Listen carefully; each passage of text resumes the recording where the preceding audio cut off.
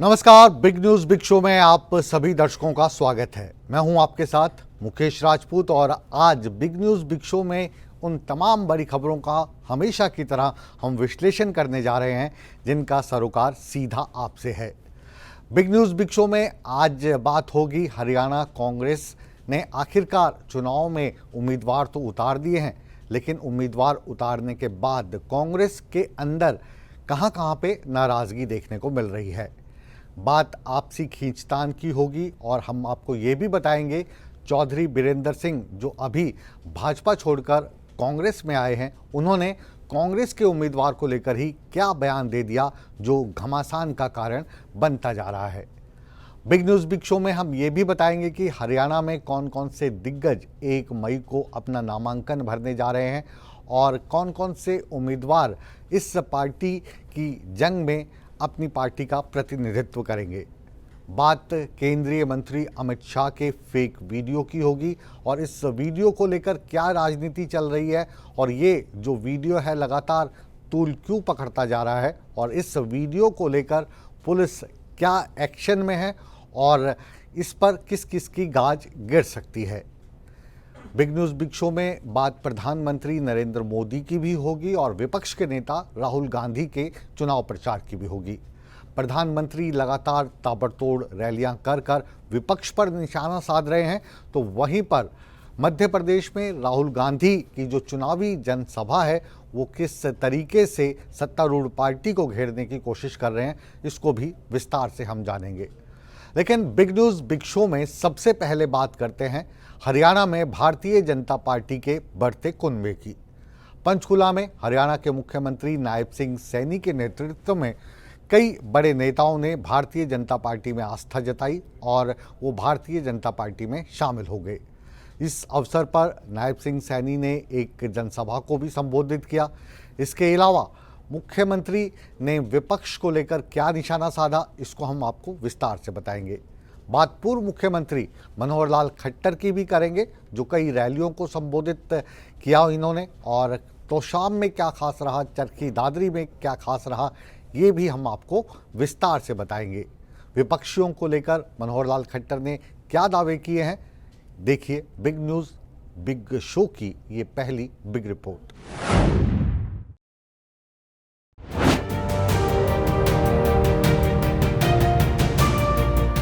कहते हैं राजनीति में ना तो कोई स्थायी दोस्त होता है और न ही दुश्मन। यही वजह है कि कब कौन किस दल में शामिल हो जाए कोई नहीं जानता। तस्वीरें पंचकूला की हैं, जहां सूबे के मुखिया मुख्यमंत्री नायब सैनी की मौजूदगी में तमाम दलों के नेताओं ने लोकसभा चुनाव से पहले बीजेपी का दामन थाम लिया है। दरअसल पंचकूला में मुख्यमंत्री नायब सिंह सैनी की मौजूदगी में अंबाला लोकसभा से जेजेपी नेता अशोक शेरवाल, कुसुम शेरवाल और हरपाल कंबोज ने बीजेपी का दामन थामा। इस अवसर पर हरियाणा विधानसभा अध्यक्ष ज्ञानचंद गुप्ता और अन्य बीजेपी नेता भी मौजूद रहे। मुख्यमंत्री नायब सिंह सैनी ने अशोक शेरवाल और अन्य नेताओं का बीजेपी में शामिल होने पर धन्यवाद और स्वागत किया। वहीं सीएम ने अन्य दलों के साथ ही कांग्रेस को भी आड़े हाथों लेते हुए कहा कि कांग्रेस, जेजेपी और इनेलो की रैलियों में लोग जुट नहीं रहे हैं। जजपा कांग्रेस के बड़े नेता आ रहे हैं, आईएनएलडी के आ रहे हैं और आम आदमी पार्टी के आ रहे हैं, सभी दलों के, क्योंकि लोग देख रहे हैं कि वहां भविष्य नहीं रहा। चाहे कांग्रेस है, कांग्रेस भी जन का विश्वास खो चुकी है। इनकी रैलियों में अब लोग वो जुट नहीं रहे हैं और जब जुटते नहीं है लोग तो लोगों के अंदर अविश्वास का भाव इनके प्रति पैदा हुआ है, क्योंकि कांग्रेस के शासन को भी लोगों ने देखा है और कांग्रेस का शासन लोगों को प्रताड़ित करने वाला शासन था। कांग्रेस का शासन लोगों को गरीबी के नीचे ले जाने वाला शासन था। कांग्रेस का शासन लोगों को लाइन में खड़ा करने वाला शासन था। लोग भूलते नहीं हैं, लोग जानते हैं कि इनके शासन के अंदर किस प्रकार से भ्रष्टाचार होता था। युवाओं के अंदर, युवा भी विश्वास खो चुका था कांग्रेस के समय के अंदर कि नौकरी पढ़ने से नहीं, नौकरी तो किसी चक्कर मुख्यमंत्री के या मंत्री के काटने से मिलेगी। प्रदेश का युवा ये बात बोलता है कि आज बिना पर्ची के, बिना खर्ची के रोजगार मिल रहा है। आज यही बात उन युवाओं के माता पिता भी बोल रहे हैं कि ये सरकार ईमानदारी से बिना पर्ची बिना खर्ची के युवाओं को रोजगार दे रही है। वहीं मुख्यमंत्री नायब सिंह अलग अलग वर्गों के लोगों से मुलाकात कर रहे हैं। इसी कड़ी में उन्होंने करनाल में डॉक्टर्स से मुलाकात की। उन्होंने दावा किया कि 10 की 10 सीट पर वे विजय हासिल करेंगे और तीसरी बार सरकार बनाएंगे। लोग 10 की 10 लोकसभा की सीटें नरेंद्र मोदी जी को देकर के तीसरी बार प्रधानमंत्री बनाने का काम करेंगे। आज लोगों का जो विश्वास है वो मोदी सरकार के प्रति वो बड़ा है और लगातार नरेंद्र मोदी जी जो देश को ईमानदारी से आगे बढ़ाने के लिए काम कर रहे हैं, जो गरीब को मजबूत करने के लिए काम कर रहे हैं, समाज के हर वर्ग को आगे बढ़ाने का काम इस वर्षों के अंदर विभिन्न योजनाओं के माध्यम से मोदी जी कर रहे हैं। आज उसका परिणाम है कि देश की प्रदेश की जनता नरेंद्र मोदी जी और डबल इंजन सरकार की नीतियों से प्रभावित है, खुश है। आने वाले समय के अंदर 10 की 10 लोकसभा की सीटें देकर के नरेंद्र मोदी जी को तीसरी बार। वहीं मुख्यमंत्री नायब सिंह के साथ साथ पूर्व मुख्यमंत्री मनोहर लाल ने भी मोर्चा संभाला हुआ है। चरखी दादरी में मनोहर लाल ने विजय संकल्प रैली में चुनावी हुंकार भरी। कांग्रेस पर निशाना साधते हुए कहा कि कांग्रेस को हार का डर सता रहा है और कांग्रेस ने गरीबी हटाने का सिर्फ नारा दिया है। झूठ बोलने का क्रम भी शुरू कर दिया है कांग्रेस ने, ताकि हमारे देश का भुला भरा वोटों से फंस जाए। मैं 3-4 तरह के झूठ बता रहा हूँ उनके। एक झूठ उन्होंने बोला कि हम आएंगे गरीबी हटा देंगे। अरे भाई ये झूठ तो 1970 से हम सुन रहे हैं। राहुल गांधी की दादी इंदिरा गांधी वो भी 1970 में गरीबी हटाओ के नाम पर राज लेके गई थी। क्या 70 के बाद इतनी सरकारें आई हैं? 2014 से पहले वो भी 25 साल और राज में रहे हैं। गरीबी हटाने के लिए उन्होंने जो दूसरा झूठ बोला कि हम हर गरीब महिला गरीब नौजवान के खाते में 1 लाख रुपया डाल देंगे। मोदी जी कहते हैं मैं बहनों को लखपति दीदी बनाऊंगा, बहनों को ड्रोन दीदी बनाऊंगा ताकि वो कमा सके। 1 लाख रुपया उनके खाते में कमा करके पहुंचे। ये कहता आपसे पूछना चाहता हूँ कि मुफ्त में दिया ठीक या कमाई करके बैंक में पैसा है वो ठीक? वहीं तोशाम में भी पूर्व मुख्यमंत्री मनोहर लाल ने कांग्रेस पर हमला बोलते हुए कहा कि कांग्रेस ने हमेशा से परिवारवाद की राजनीति की है।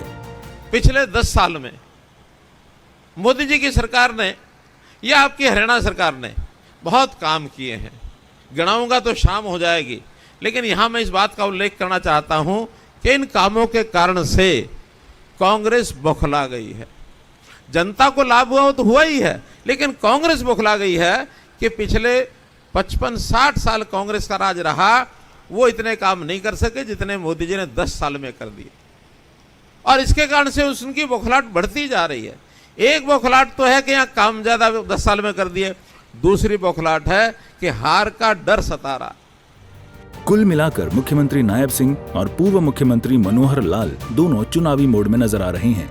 25 मई को छठे चरण में हरियाणा की 10 लोकसभा सीटों के लिए मतदान होगा और 4 जून को ये साफ हो पाएगा कि जनता ने किसका राज तिलक किया है। सूर्या समाचार के लिए पंचकूला से तारा, करनाल से हिमांशु, चरखी दादरी से प्रदीप और भिवानी से इंद्रवेश की रिपोर्ट। भारतीय जनता पार्टी के बढ़ते कुनबे की बाद अब बात करते हैं कांग्रेस की। चौधरी बीरेंद्र ने हाल ही में कांग्रेस का दामन थामा है। वो कांग्रेस में आए हैं, लेकिन कांग्रेस के ही एक उम्मीदवार को लेकर काफ़ी नाराज़ हैं और इस उम्मीदवार को लेकर उन्होंने एक बयान भी दे दिया। अब ये जो बयान था ये बखेड़ा बन गया और चर्चा का कारण बना हुआ है। कांग्रेस का वो कौन सा उम्मीदवार है जिसको लेकर चौधरी बीरेंद्र सिंह खफा नज़र आए, और ये जो खफा है उनकी इसको मुखालफत के तौर पर देखा जा रहा है या एक राजनीति में जो आए दिन खींचतान रहती है वहाँ तक ये सीमित है। बिग न्यूज़ बिग शो की दूसरी बिग रिपोर्ट में हम इसमें अंदर की बात आपको बताने जा रहे हैं।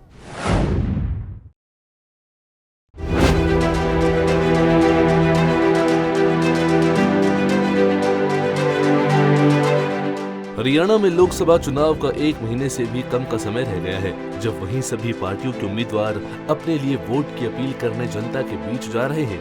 जब से कांग्रेस ने अपने लोकसभा उम्मीदवारों की घोषणा की है, तभी से कोई तो टिकट मिलने की खुशी मना रहा है, तो कोई टिकट न मिलने का दुखड़ा गा रहा है। हम बात कर रहे हैं हिसार से कांग्रेस नेता ब्रिजेंद्र सिंह की, जिनका टिकट काटकर जयप्रकाश को कांग्रेस ने अपना उम्मीदवार बनाया है। ब्रिजेंद्र सिंह को हिसार लोकसभा से टिकट न मिलने के बाद से चौधरी बीरेंद्र सिंह के साथियों ने जींद के दीप पैलेस में एक मीटिंग बुलाई, जिसे लेकर ये कयास लगाए जाने लगे कि वे कांग्रेस उम्मीदवार जयप्रकाश का विरोध करेंगे। हालांकि उन्होंने कांग्रेस पार्टी के उम्मीदवारों का साथ देने की बात कही। मैं आज आपको कह के जाता हूं कि हिसार की पार्लियामेंट सीट, सोनीपत की पार्लियामेंट सीट, अब अपने पंडित जी हैं ब्रह्मचारी, सतपाल ब्रह्मचारी, उनसे पूछना कि ब्रह्मचारी जी आप ये बताओ कि 2012 में उत्तराखंड में हरिद्वार से टिकट किसने दिलवाई थी आपको? मैंने दिलवाई थी। आज भी वो भला आदमी, अच्छा आदमी है। कोई और बात सूख सांग के मेरा नाम ईब तो लिया नहीं, लेकिन जिस दिन जींद में वोट मांगने आएगा हर काम में कहेगा कि बीरेंद्र सिंह ने मेरे को 2012 में टिकट दिलवाई थी। वहीं शाम को जींद की जाट धर्मशाला में सोनीपत लोकसभा से कांग्रेस उम्मीदवार सतपाल ब्रह्मचारी कार्यकर्ताओं की मीटिंग में पहुंचे और बाद में उन्होंने पत्रकारों से बात की। प्रेस वार्ता के दौरान तब पत्रकार ने चौधरी बीरेंद्र सिंह के बातों का जिक्र किया तो सतपाल ब्रह्मचारी ने कहा, मैंने कब कहा कि मैं नाम नहीं ले रहा, मैंने उनका मान सम्मान किया है। मैंने कब कहा मैं नाम नहीं ले रहा? नहीं, मैंने कभी उनका सम्मान मान किया है? मैंने कहा नहीं, कल का भाषण सुन लेना आप। ठीक, आज मैंने कहा सभी कार्यकर्ता, बड़े नेताओं का योगदान था जो मुझे टिकट मिला, लेकिन ये कम, मैं हमेशा सम्मान करता हूँ। सुन लो बात, नेता, लेकिन बड़े नेता हैं, आ जाएंगे, सब दिखाई देंगे धीरे धीरे, वो हमारे नेता हैं सब लोग।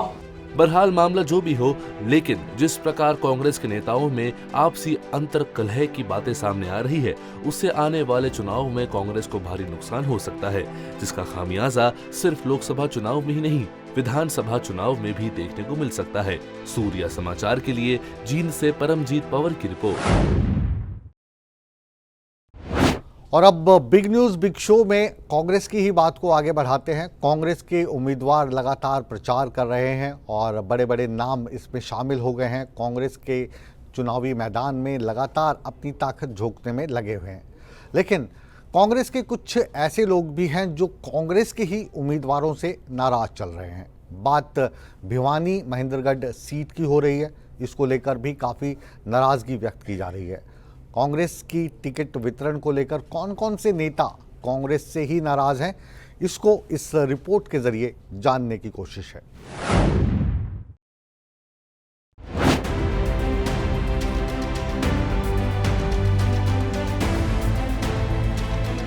हरियाणा में लोकसभा चुनाव के बीच कांग्रेस में हलचल मची हुई है। प्रदेश में सियासी उठापटक के बीच कांग्रेस ने 8 लोकसभा सीटों पर अपने उम्मीदवारों की घोषणा की तो कईयों के टिकट भी कटे।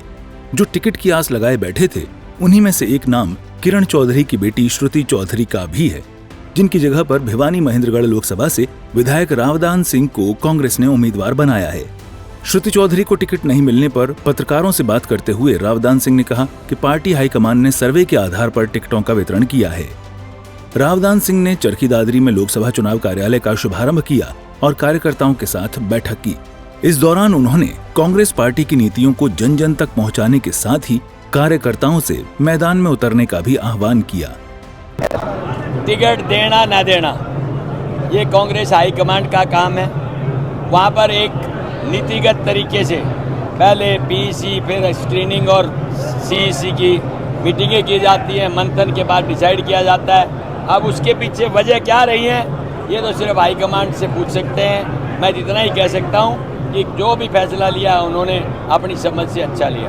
देखिए, मैं इसमें नेगेटिव नहीं सोचता, उसका कारण ये है कि हमने उसकी वाक्य में मदद की थी, और अगर वो ये कहती उससे ज़्यादा मदद करेंगे तो मैं इसका स्वागत करूंगा, क्योंकि मैं नकारात्मक नहीं, मैं सकारात्मक सोच का व्यक्ति हूँ। वहीं सिरसा लोकसभा सीट से कांग्रेस उम्मीदवार कुमारी सैलजा ने भी भिवानी लोकसभा सीट से श्रुति चौधरी के टिकट कटने पर कहा कि कई बार पार्टी में अंदरूनी फैसले होते हैं। सिरसा के लोगों पर और हमारे लोकतंत्र पर अटूट विश्वास है और आज के दिन हमारा सबका विश्वास है कि सिरसा के लोग कांग्रेस पार्टी को जिताएंगे और कांग्रेस पार्टी की उम्मीदवार मैं हूँ। मुझे विश्वास है कि सिरसा के लोग मुझे संसद में। मैडम क्या वजह है कि सुनील चौधरी की टिकट किस वजह से कटी? पार्टी में तरह तरह की बातें होती हैं कि हमारी पार्टी का अंदरूनी फैसले होते हैं। चौधरी देवीलाल के राजनीतिक विरासत होने का दावा बीजेपी प्रत्याशी रणजीत चौटाला, जेजेपी प्रत्याशी नैना चौटाला और इनेलो प्रत्याशी सुनैना चौटाला तो कर ही रहे थे, लेकिन अब कांग्रेस प्रत्याशी जेपी ने भी चौधरी देवीलाल की असली विरासत होने का दावा ठोका है। उन्होंने कहा कि चौधरी देवीलाल की जो असली विरासत थी वो हम लोग हैं।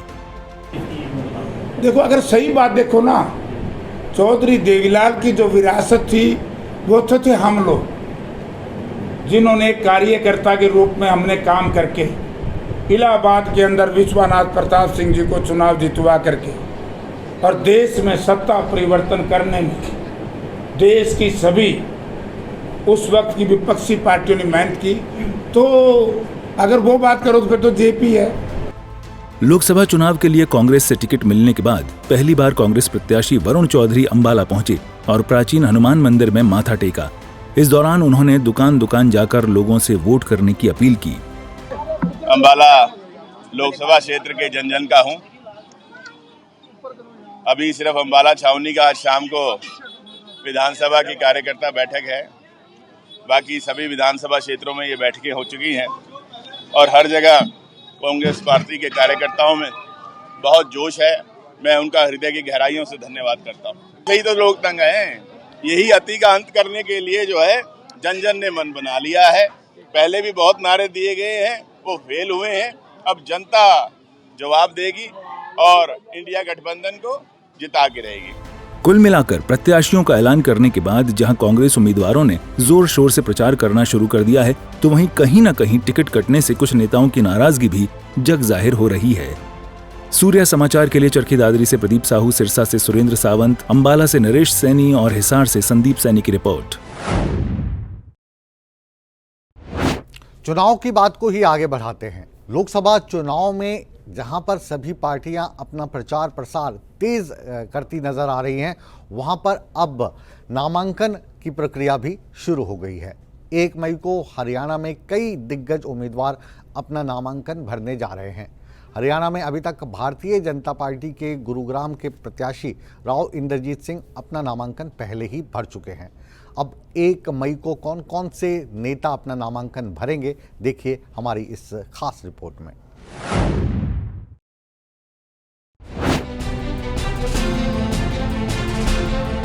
हरियाणा लोकसभा चुनाव के लिए सोमवार से नामांकन प्रक्रिया शुरू हो चुकी है।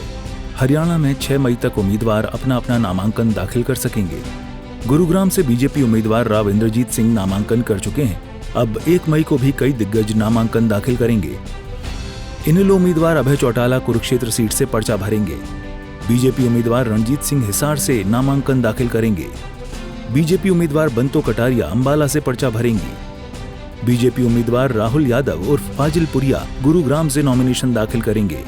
वहीं कांग्रेस उम्मीदवार कुमारी सैलजा सिरसा से नामांकन भरेंगी। कल भी नॉमिनेशन फाइल होगा, जबरदस्त भीड़ होगी। 15,000 आदमियों के साथ कल मनी मनोहर लाल जी आएंगे, सावित्री जी जिंदलों के सब एमएलए होंगे। कल मेरा नामांकन है, आपसे रिक्वेस्ट करता हूँ कि कल मेरा नॉमिनेशन फाइल करवाने आया हूँ। आज शाम को जा रहा है दिल्ली जा। हरियाणा में छठे चरण में चुनाव होने हैं। ऐसे में चलिए आपको हरियाणा के पूरे चुनावी शेड्यूल की जानकारी देते हैं। 6 मई तक नामांकन भरे जाएंगे। 7 मई को नामांकन पत्रों की छटनी की जाएगी। नाम वापस लेने की तारीख 9 मई है। 25 मई को वोट डाले जाएंगे। 4 जून को नतीजे घोषित होंगे। वहीं करनाल विधानसभा उपचुनाव के लिए मुख्यमंत्री नायब सिंह और करनाल लोकसभा के लिए पूर्व मुख्यमंत्री मनोहर लाल 6 मई को नामांकन भर सकते हैं। 6 तारीख की जो यात्रा है वो करनाल शहर के अंदर होगी, जिस दिन नॉमिनेशन शुरू किया जाएगा। सुबह 10 बजे नॉमिनेशन शुरू होगा। हमारे मुख्यमंत्री वो भी करनाल से चुनाव लड़ रहे हैं, मुझे भी लोकसभा के नाते अपना नामांकन भरना है, तो वहां भी अपने में से 6 तारीख सोमवार सुबह 9:30 बजे तक 9 बजे तक लोग पहुंच जाएंगे। 10 बजे यात्रा शुरू करेंगे। और 11:30-12 बजे तक नामांकन खत्म हो जाएगा। सूर्य समाचार के लिए bureau report. Big news big show में आइए अब बात करते हैं अमित शाह के उस वीडियो की जो लगातार सुर्खियों में बना हुआ है। ये वीडियो डीप फेक वीडियो बताया जा रहा है या इसको एडिट किया गया है। अब इस वीडियो को लेकर घमासान क्यों मचा हुआ है? इस वीडियो को लेकर तेलंगाना के मुख्यमंत्री को दिल्ली पुलिस ने पूछताछ के लिए क्यों बुलाया है और कौन कौन से लोग हैं जो इस फेक वीडियो से जुड़े हुए नजर आते हैं, जिनकी गिरफ्तारी हुई है और इस फेक वीडियो को भारतीय जनता पार्टी किस तरीके से देख रही है और विरोधी इस वीडियो के जरिए लोकसभा चुनाव में क्या फायदा उठाने की फिराक में थे। देखिए बिग न्यूज बिग शो की ये अगली बिग रिपोर्ट।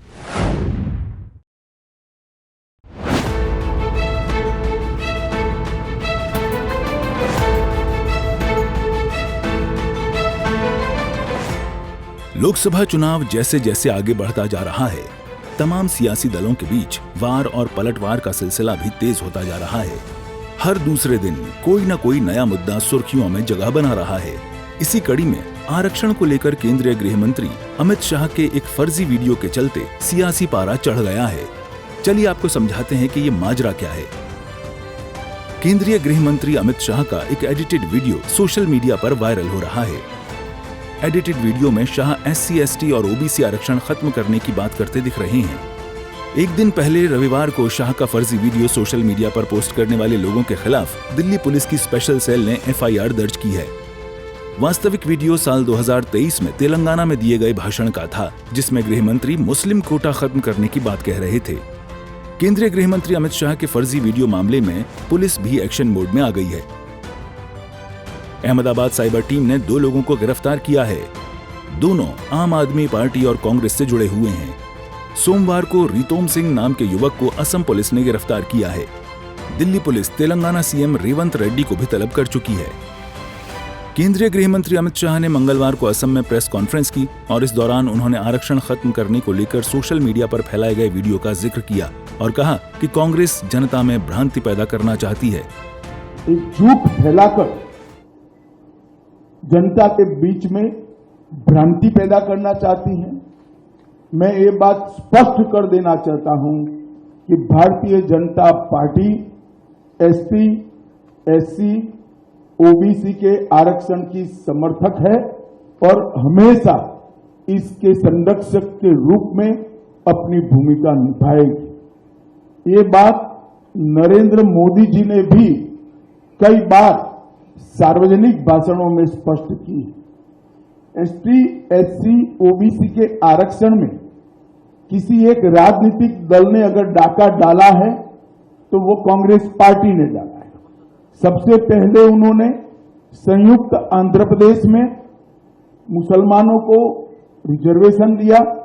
वो रिजर्वेशन के कारण OBC का रिजर्वेशन कटा। वहीं हरियाणा के मुख्यमंत्री नायब सिंह ने कहा कि अमित शाह के फेक वीडियो मामले की हाई लेवल जांच चल रही है। उसके ऊपर हाई लेवल की जांच चल रही है। आदरणीय अमित शाह जी ने और हाई लेवल की जांच करके कि कहां पर उसके अंदर डबिंग की गई है, CD से कहां छेड़छाड़ की गई है। ऐसे किसी भी व्यक्ति को, क्योंकि चुनाव के समय के अंदर कांग्रेस काम तो नहीं कर पाई, परंतु झूठ बोल करके वो सत्ता हथियाना चाहती है। मैं प्रदेश के लोगों को भी, देश के लोगों को भी, आज आपके लोगों के माध्यम से मैं ये आग्रह करना चाहूंगा, निवेदन करना चाहूंगा कि इस प्रकार के अगर भ्रामक कोई वीडियो वायरल करता है, कोई झूठ बोलता है, झूठ बोल करके वो कहीं ना कहीं माहौल को खराब करने की कोशिश करता है। इस बात से हम सबको सचेत रहना चाहिए, उसको वेरीफाई करना चाहिए, वेरीफाई करके तब हमें कोई निर्णय करना चाहिए। परंतु कांग्रेस आज झूठ का सहारा लेकर के और लोगों के अंदर भ्रम फैला करके, डरा करके वो वोट बटोरना चाहती है। फर्जी वीडियो का ये मामला कांग्रेस के गले की फांस बनता हुआ नजर आ रहा है। दरअसल कांग्रेस इन चुनावों में बीजेपी को संविधान और आरक्षण के मुद्दे पर घेरने की कोशिश कर रही है। इसी बीच आरक्षण पर अमित शाह के फर्जी वीडियो ने बीजेपी को पलटवार का मौका दे दिया है। बीजेपी जनता में यह संदेश देने की पूरी कोशिश करेगी कि कांग्रेस जनता से तमाम मुद्दों पर झूठ बोल रही है और फर्जीवाड़ा करके बीजेपी पर निशाना साध रही है। बीजेपी का तगड़ा पलटवार कांग्रेस की पूरी रणनीति को ही पटरी से उतार सकता है। ऐसे में ये देखना दिलचस्प होगा कि कांग्रेस इस मुश्किल से निकलने के लिए क्या कदम उठाती है। सूर्य समाचार के लिए ब्यूरो रिपोर्ट। 2024 लोकसभा चुनाव के 2 चरण पूरे हो चुके हैं और तीसरा चरण 7 मई को होने जा रहा है। तीसरे चरण के लिए चुनाव प्रचार काफी तेज हो गया है। प्रधानमंत्री नरेंद्र मोदी ने महाराष्ट्र में एक बड़ी रैली को संबोधित किया और कांग्रेस को सवालों के घेरे में खड़ा किया। नरेंद्र मोदी ने लातूर, माढ़ा, उस्मानाबाद में रैलियों को संबोधित किया।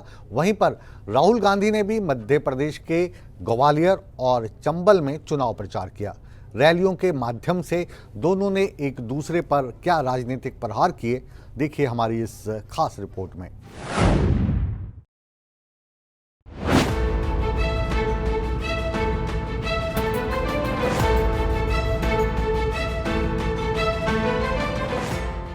देश में लोकसभा चुनाव के लिए 2 चरणों में मतदान हो चुका है। अब सभी सियासी दल अगले चरणों में चुनाव के लिए अपने अपने स्तर पर एड़ी चोटी का जोर लगा रहे हैं और पार्टी नेता जनता के बीच जाकर रैलियां कर रहे हैं।